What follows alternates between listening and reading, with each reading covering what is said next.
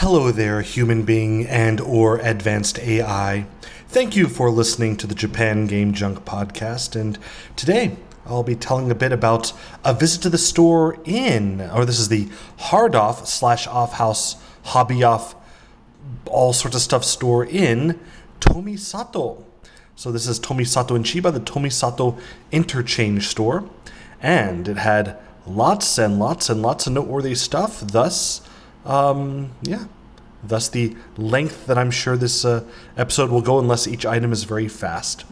But this was a visit to the store on August the 23rd of 2024, and let's see what was indeed found. First, this is something that I've never seen before for the Gamecube, the Homeland game, which I'm not sure if you are aware of. It's kind of like an old-style net-based game. The game itself for the Gamecube, 3,000 yen, but they had something else I don't know anything about.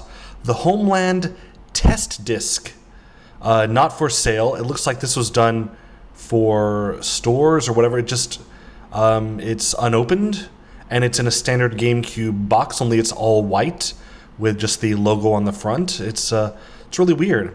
My guess is that this might be some sort of network test or something on your system. Like you could, I don't know if you could run it to see if you could play the game. I don't know.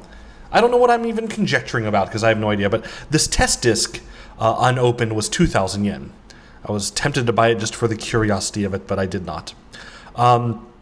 For 1,000 yen, they had these weird Dragon Quest metal slime mice. A computer mouse. Looks like a melted old slime there on your desk. And these are very popular to take from the crane games at the game centers. But here they were sold for 1,000 yen each, new in the box. So if you thought that you couldn't catch it in 10 tries, maybe just buy it instead. The most expensive Dream Passport disc I've ever seen, 2,000 yen for the Dreamcast Dream Passport 2, it is. This would have been bundled with something, probably with the Dreamcast itself at some point. But this is an unopened disc, thus 2,000 yen, but yeah, really not much you can do with it these days.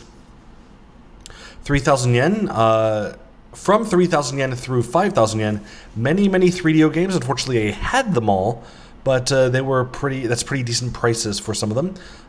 For example, Oyaji Hunter Mahjong, and actually some of them aren't so great prices. Yu Yu Hakusho or Sotsugo Final, this dating sim game. Those are actually usually found much cheaper, but still, if you really wanted very good copies of these games, very clean, very good condition, then I guess it's worth picking those up.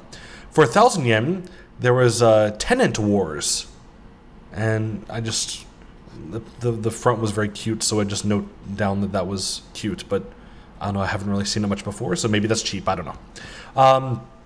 For 10,000 freaking yen, the 10th anniversary Sonic Dreamcast Sonic Adventure 2 special box, which I got for 100 yen years ago, so now 100 times that price. I'm only guessing it also does have that special golden coin, which I like so much. The most expensive regular GameCube I've seen, for 50,000 yen. That's a lot of money for a GameCube, but it is actually the GameCube itself in box. Then what is somehow expensive recently, that keyboard controller, and also it had the Game Boy player. All that together for 50,000 yen, but wow.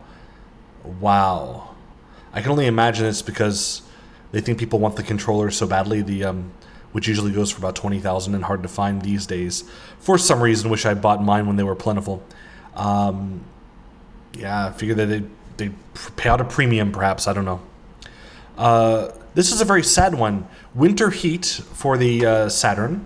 The sports, the winter sports game, like the Winter Olympics without the Olympics. It's a really fun piece of software, and I've been looking for it cheaply and thought I found it here in the junk section for 100 yen. But inside was just a music CD someone had switched out. Very sad.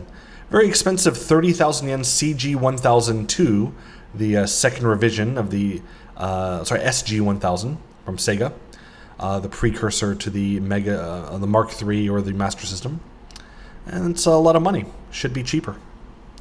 Also kind of expensive is the PC Engine Duo, which was 30,000 yen without the box or anything, just a working system. Kind of more than what I'd pay for it, but they had it. Also for they also had an SG-2002, which I mentioned before, for 35,000 yen, but it also included some games. Just random, not very rare games. The Nakoruru Neo Geo mini arcade machine, which I got very cheaply before, I believe for 3,000 or 4,000 yen, was here for 20,000 yen. But to be fair, mine was new, although not in box. This is used, but in the box. So for what that's worth. They had lots of MSX games.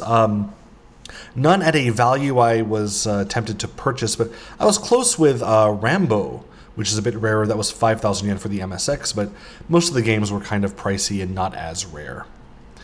They also had a boxed, in good condition, TV Game 15 from Nintendo. So a pre-Famicom Nintendo game machine, which had 15 basically Pong-style games. And it was a fairly cheap version of this, which is boxed and claimed to be working. An unboxed and as yet untested one was 10,000 yen right beside it. And so that's a bit of good stuff I saw at that store there in Chiba, in Tomisato. It's well worth going if you're in the area. It's right next to the interstate, or the interstate, no states in Japan, the interchange. If you are driving past and say, hey, you know what? I'll stop there and check out the Hard Off. It's well worth the visit, I believe. So yeah, thanks for listening, and hope your previous, current, and next game shopping experiences are wonderful. And a goodbye.